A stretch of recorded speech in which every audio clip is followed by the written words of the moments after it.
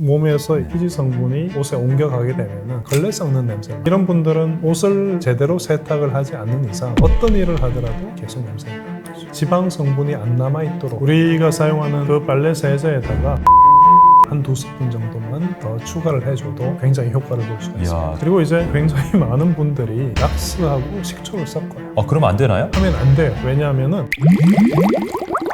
안녕하세요, 지식한상 구독자 여러분. 여러분의 건강한 하루를 위해 구독자분들만의 처방전을 제공하는 최석재의 응급진료에 오신 것을 환영합니다.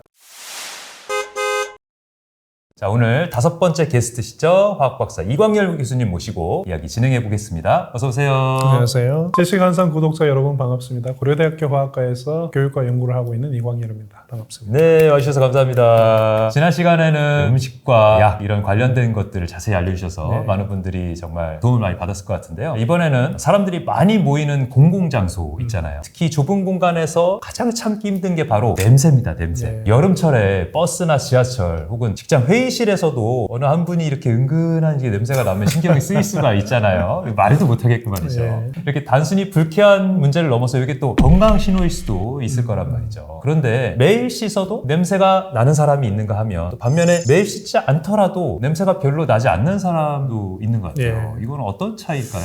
내 몸에서 나는 냄새인지 아니면 내 옷에서 나는 냄새인지 그걸 구분을 할 필요가 있어요. 옷에서 나는 냄새. 옷을 갈아 입었냐 안 입었냐. 그러니까 옷에 만약에 모락셀라 오슬렌시스라는 균이 있어요. 모락셀라 균이라고 할게요. 이런 균이 실제 우리 피부에도 좀 있는 균인데 옷에서 이제 증식을 많이 하게 되면은 소위 걸레 썩는 냄새를 만들어요. 그 냄새군요. 걸레 썩는 그러니까 냄새. 우리 몸에서 피지 성분이 옷에 옮겨가게 되면은 거기 살고 있던 모락셀라 균이 걸레 냄새로 만들면서 냄새를 뿜기 시작하는 거죠. 그러니까 이런 분들은 옷을 제대로 세탁을 하지 않는 이상 어떤 일을 하더라도 계속 냄새가 나는 거죠. 세탁법의 문제면 오래 입고 있었던 게 문제가 아니라 물론 오래 입고 있어도 문제가 되겠지만 그거를 벗어서 세탁을 잘 해야 되는데 제대로 안 됐을 때에 그 모락셀라균이 남아가지고 우리 피지선에서 나온 지방을 먹고 이렇게 냄새를 일으킨다는 거군요. 이 모락셀라균이 문제가 되는 이유가 건조기에서 꽤 높은 온도잖아요. 안 죽어요. 안 죽어요? 안 죽어요. 오, 강한 놈이네요. 그리고 자외선 받아도 잘 안 죽고 그러다 보니까 이제 한번 붙으면은 굉장히 오래 삽니다. 그러면 어떻게 제거를 해야 되나요? 그러니까 이제 세균을 죽이는 종류의 계면활성제, 좀 독한 계면활성제 이런 걸 쓴다든지 아니면 락스라든지 과산화 수소 같은 산화제 이런 것들을 써서 균을 죽여야 되는데 균의 외피막을 아예 없앨 수 있는 그런 것들을 그러니까 이용해야 돼서 살균을 해야죠. 살균을 해야 되고 살균 자체를 해야 되고 또 한 가지 방법은 아예 빨래를 잘 하면 돼요. 빨래를 잘 해서 거기에 지방 성분이 안 남아 있도록 제가 여러 방송 매체에서 워싱소다라는 얘기를 많이 워싱소다. 워싱소다라는 것이 베이킹소다보다는 좀 더 염기성인데 이 염기성 성분이 지방하고 만나면 지방을 비누로 바꿉니다. 비누로 바꿔서 잘 식혀 나가도록 해주는데 이 모락셀라 균이 만드는 냄새 성분도 지방산이에요. 그래서 비누로 빠져나가게 되고 또 우리 몸에서 옮겨가는 것도 지방산이니까 역시 또 잘 씻어 나가죠. 그러니까 워싱소다로 빨래를 잘 해주기만 해도 냄새를 많이 줄일 수가 있습니다. 그럼 그 워싱소다라는 거는 세탁할 때 세탁기에 같이 넣어서 그렇죠. 해야 되는 거죠? 그러니까 우리가 사용하는 빨래 세제가 있을 텐데 그 빨래 세제에다가 일상적으로 하는 정도에다가 워싱소다를 한 2스푼 정도만 더 추가를 해줘도 굉장히 효과를 볼 수가 있습니다. 이야, 좋은 꿀팁이 나왔습니다. 이렇게 땀을 많이 흘린 분들, 옷에서 냄새가 나시는 분들이 있을 텐데 그래도 세탁을 했는데도 자꾸 냄새가 난다 이러시는 분들이 있을 수 있단 말이죠. 이럴 때 워싱소다를 한두 스푼 그걸 추가해라. 쓰든지 이제 아까 제가 계면활성제 얘기를 했는데 요즘 몇 가지 제품들이 나와요. 그 제품들의 경우에 계면활성제가 좀 독성이 있습니다. 그래서 세균을 죽이는 데 쓰일 수가 있죠. 빨래를 하고 나서 잘 씻어내기만 하면 되니까 우리 몸에 그 계면활성제가 묻지는 않으니까 그런 종류의 세제를 쓰면 모락셀라균을 잘 죽일 수가 있습니다. 근데 이제 계면활성제 하면 우리가 이제 비누에도 들어있는 성분으로 알고 있는데 비누는 우리가 몸에다 이렇게 바르잖아요. 근데 그 계면활성제보다는 더 강한 계면활성제. 계면활성제라는 것 자체가 굉장히 다양한 물질들을 한꺼번에 통칭하는 이름인데 기름을 좋아하는 쪽과 꼬리라고 할게요. 기름을 좋아하는 꼬리와 물을 좋아하는 머리가 같이 있으면 얘는 계면활성제예요. 근데 이제 머리 부분에 어떤 화학 성분이 있는지 꼬리 부분이 어떻게 생겼는지에 따라서 이게 독성이 있을 수도 있고 아닐 수도 있다. 그렇군요. 그래서 독성이 심하면 우리가 피부에 안 쓰는 거고 그렇죠. 그렇게 조절하는 거고. 접촉을 했을 때 피부염이 생기는 것들도 있습니다. 계면활성제도 종류에 따라서 잘 선택을 해야 되겠습니다. 건조할 때 꿉꿉하지 않게 깔끔한 빨래 냄새를 겪을 수 있는 이런 방법도 있을까요? 제가 지금 방금 모락셀라균을 얘기했으니까 좀 더 자세하게 말씀드리면 맞을 것 같아요. 빨래를 잘 했는데 그런데도 이게 왠지 빨래만 하고 나면 냄새가 난다. 그럼 세탁기를 좀 걱정을 해보셔야 돼요. 세탁기 자체를요? 세탁기를 의심을 해봐야 돼요. 왜냐하면 모락셀라균 자체가 축축한 데서 잘 살아요. 세탁기 속에서 모락셀라균이 증식을 하고 있었을 수도 있어요. 세탁기 통 뒤쪽에 이렇게 그렇죠. 끼어있는 이게 세균들이 사는 걸 보면은 자기가 사는 환경을 자기가 더 잘 살기 위해서 뭔가 끈적끈적한 젤리같이 그런 것들을 만들고 붙어서 사는데 이 세탁기 뒷부분을 우리가 뜯지 않고 청소를 하는 방법을 좀 알려드리면 한 가지 방법은 식초 있죠. 백식초. 식초. 세탁용으로 나온 게 있어요. 세탁용 식초가 있어요? 백식초를 한 2컵 정도 세탁기에 붓고 일반적인 사이클을 돌립니다. 그러니까 아무것도 넣지 않고 그러면 세탁기가 청소가 되죠. 안쪽까지 다 청소가 싹 되나요? 그게 이제 한 가지 방법이고 또 다른 방법은 과탄산소다라는 게 있어요. 과탄산소다. 과탄산소다는 이제 워싱소다 더하기 과산화수소라는 건데 이 과탄산소다를 한 비율을 한 10을 얘기하면 거기에 이제 구연산을 1에서 2 정도. 구연산을 추가하는군요. 1에서 2 정도. 10대 1, 10대 2 요 정도로 세탁기 속에 넣고 물을 붓고 돌리면 그 속에 들어있던 산성 성분, 유기산 같은 것들 이런 것들을 제거할 수 있어서 깨끗하게 만들 수가 있습니다. 그렇게 되면 그 냄새의 원인이 됐던 모락셀라균도 같이 싹 사라진다는 거죠.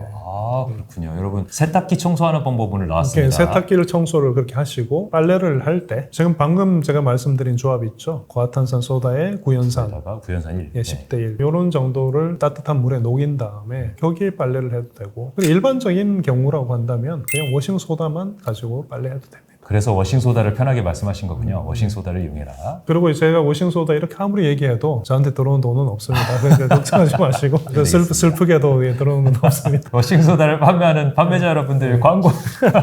자, 세탁조에 이렇게 번식한 세균이나 곰팡이가 옷으로 또 옮겨갈 수도 있잖아요. 이럴 때 이제 피부염이나 호흡기 질환을 일으킬 수 있다 이렇게 들었는데 이런 것도 좀 주의해야 될까요? 주의해야 되는 분들이 있습니다. 모락셀라균 같은 경우에 그것도 여러 가지 종류가 있지 않습니까? 근데 그 중에 호흡기 문제를 일으키는 그런 균들도 있으니까 모든 분들이 걱정할 필요는 없지만 면역력이 좀 떨어지신 분들 이런 분들은 내 몸에서 나는 냄새 그리고 내 옷에서 나는 냄새 이런 것들을 좀 체크를 해보고 그러면은 내 호흡기도 나쁠 가능성이 있다 이렇게 좀 생각을 해보시는 게 어떨까. 그러네요. 냄새만이 문제가 아니라 냄새가 원인이 되는 세균이 있기 때문에 얘네들이 우리 호흡기에 들어와서 영향을 미치고 있을 가능성이 높고 그러면 천식이나 폐렴에 이완될 가능성이 올라가니까 주의를 해야 되겠습니다. 특히 폐질환 있으신 분들 조심하셔야 될 것 같아요. 그리고 의사 선생님께시니까 너무 잘 아시겠지만 케톤요증이라든지 문제가 있어서 몸에서 어쩔 수 없이 냄새가 나는 분들이 있잖아요. 그런 것들의 경우에는 내 몸에서 남들이 싫어하는 냄새들이 난다고 한다면은 내가 모르고 있었을 수도 있으니까 병원에 가서 건강을 한번 체크해보고 병에 의한 몸의 냄새도 있을 수가 있습니다. 케톤도 그럴 수가 있고 간 질환이 있을 때도 그럴 수가 있고요. 갑상선 항진증이나 이런 약을 먹었을 때 또는 그 병에 걸렸을 때 그때 이제 몸의 신진대사가 바뀌면서 냄새가 많이 바뀌잖아요. 안 나던 냄새가 몸에서 갑자기 난다면 병도 좀 고민을 해봐라. 또 찾아보세요. 또 한 가지 있어요. 구취나 이런 거는 위벽에 궤양 같은 거 있을 때 위산이 계속 염증을 일으키고 하면서 그 단백질 썩는 냄새가 구취로 나오는 경우도 있거든요. 그래서 위염, 식도염, 십이장 궤양이 있을 때도 심한 구취를 일으킬 수 있어서 그걸로다가 냄새를 알아보는 방법도 있습니다. 그래서 그런 경우도 내시경 꼭 해보셔야 돼요. 냄새 얘기다 보니까 여기까지 왔는데요.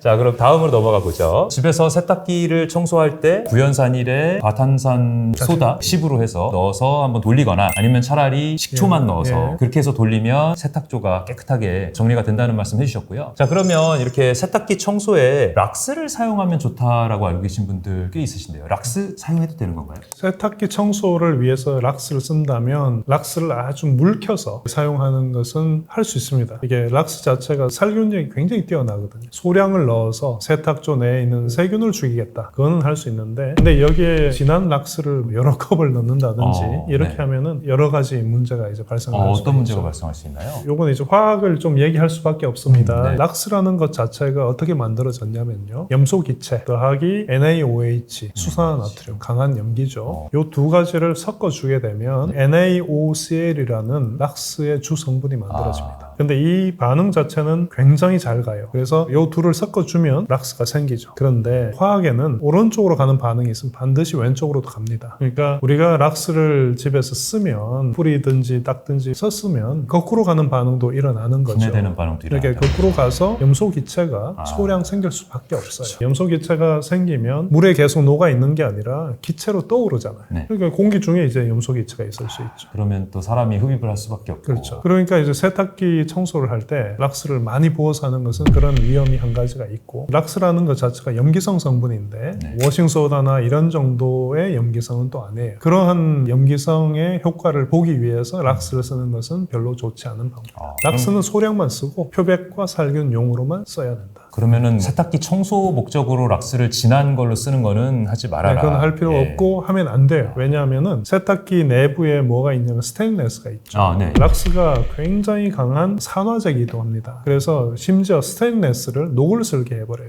그래요? 스테인레스는 녹을 안 쓰는 안 쓰는데 물질로 알고 락스는 있는데. 슬게 할 수 있어요. 예를 들어서 화장실에 배수구에 스테인레스 뚜껑이 있다. 네. 락스를 부어 놓으면 그게 이제 녹이 썰어 있습니다. 녹이 쓰는군요. 예, 세탁조도 마찬가지죠. 그렇기 때문에 스테인레스가 있는 곳에다가 고용량의 락스를 넣는 것은 좋지 않다. 락스로 청소를 한다는 거는 추천하지 않는다라는 말씀이십니다. 경우를 잘 따져서 살균용으로는 살균적으로 좋다. 조금 저농도로 해서 하는 거는 괜찮지만 예. 고농도 특히 피하고요. 예. 이렇게 락스가 생각했던 것보다 다른 작용이 또 있을 수 있고, 또 우리가 염소 기체 때문에 사람에서 고생하는 경우도 보거든요. 저희 응급실에서는. 집에 사실 락스 다 가지고 있고 청소에 많이 쓰고 계실 텐데 일상에서 락스 잘못 쓰시는 분들이 또 있을 거란 말이죠. 어떤 사례가 있을까요? 아무래도 청소할 때 환기 안 하면 조금 전에 제가 말씀드렸던 그 반응에 의해서 염소 기체가 소량 나오고요. 또 이 락스가 화장실에 있는 암모니아 같은 걸 만나면 클로라민이라는 유독성 기체를 또 만듭니다. 그러니까 이제 역시 환기를 안 하면 그 물질, 염소 기체 다 막고 이제 청소를 하는 거기 때문에 피해야 될 일이고, 그리고 이제 굉장히 많은 분들이 락스하고 식초를 섞어요. 그러면 안 되나요? 염소 기체하고 수산화트륨이 만나면 락스가 생긴다고 말씀드렸는데, 산을 붓게 되면 이 수산화트륨 부분이 싹 사라지게 돼요. 그럼 이제 화학 반응에서 요 사라지는 걸 또 생기게 하기 위해서 반응이 거꾸로 가거든요. 그러니까 이제 염소 기체가 많이 생깁니다. 더 많이 생겨요. 실제로 미국에서 청소부가 바로 직전에 분이 염산 뭐 이런 걸 가지고 대리석 이런 걸 좀 깎았어요. 여기 산이 뿌려져 있는 상태죠. 근데 물이 있으니까 이게 왜 이러지 그러면서 락스를 부어가지고 청소를 하다가 초록색 기체가 막 올라와서 결국 사망을 했거든요. 그러니까 그럴 정도로 이게 락스가 식초하고 섞는 건 굉장히 위험한. 아니 이게 지금 미국의 얘기가 아닌 게요. 저희 응급실에서 아주머니들 환기 안 시키고 더 잘 닦는다고 창문 닫아놓고 문 닫아놓고 그 안에서 열심히 1시간 동안 청소하다가 나와보니까 숨차 이러고서는 응급실에 오신단 말이죠. 그게 화학성 폐렴이 지금 생기는 상황이거든요. 염도가 막 들어가가지고. 이러면은 진짜 폐렴처럼 며칠간 입원해서 산소를 쐬면서 지켜봐야 되는 경우도 생길 정도로 위험한 상황까지 오게 됩니다. 그거 말고도 또 락스를 분무기에 섞어서 이렇게 뿌리게 되는 것도 좀 위험하다고. 굉장히 위험하죠. 이게 분무기에 뿌리게 되면은 비말이 에어로졸이 날아다니면서 그게 이제 기관지로 그대로 들어오는데 그것도 문제고, 예전에 많은 분들이 락스 붓고 기저귀 이런 거를 아궁이 밖에서 마당에서 이제 빨래를 삶거나 하셨잖아요. 그러한 습관을 가지신 분들이 갇혀있는 아파트에 살면서도 들통에 빨래 행주 넣고 그 락스를 넣고 삶는 분들이 있어요. 아이고. 거꾸로 가는 반응이 굉장히 빨리 일어나면서 염소 기체 굉장히 많이 나오시는 그 집안에 꽉 차겠는데요. 그렇죠. 그리고 제가 예전에 TV에서 어떤 프로를 보다 보니까 깜짝 놀랄 만한 장면을 봤어요. 맨손으로 락스를 콸콸콸콸 부은 다음에 가죽을 그걸 손으로 닦는 장면이 있더라고요.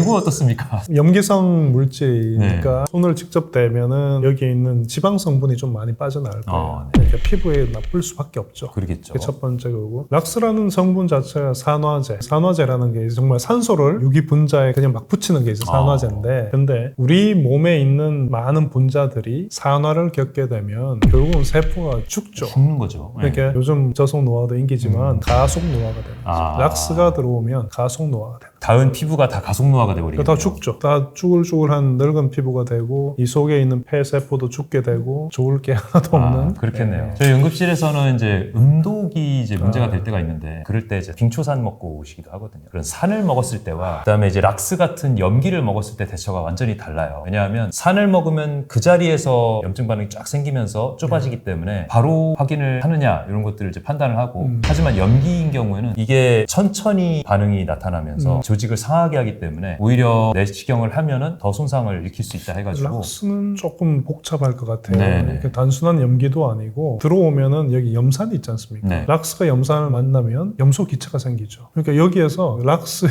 염기 성도에 남아 있는 올라와가지고. 거고 염소 기체도 생기니까 이게 폐도 망가뜨리고. 예, 폐도 망가뜨리고 혈관 속으로 기어 들어가면서 이제 온 몸을 다 망치게 그렇겠죠. 할 수 있겠네요. 그래서 락스도 굉장히 골치 아팠던 기억이 있습니다. 어쨌든 이런 식으로 락스를 쓸 때는 특히 주의하셔야 된다. 락스 잘못 썼다가 화학 폐렴으로 고생하시는 분들이 있다라는 말씀 드렸습니다. 그러면 락스 외에 우리가 실생활에 네. 자주 쓰는 물질이지만 또 잘못 사용하면 위험성이 있는 그런 물질들도 혹시 있을까요? 과탄산소다 같은 경우에 우리가 표백제로 쓰고 빨래에 굉장히 잘 쓸 수 있죠. 네. 그 속에 들어있는 과산화수소라는 것 때문에 그게 가능한데 이 과산화수소는 분해가 되면은 물과 산소로 바뀌어요. 둘 다 전혀 위험하지 않아 보이죠. 그죠? 그렇죠. 말로만 들어서는 예. 위험하지 않을 것 근데 같아요. 이제 이런 과탄산소다나 과산화수소를 어떤 밀봉된 병에다 넣고 그리고 내버려 두면은 이게 과산화수소가 이제 분해를 하는 물과 산소로 분해가 되죠. 병 속에 산소가 계속 생기는 거죠.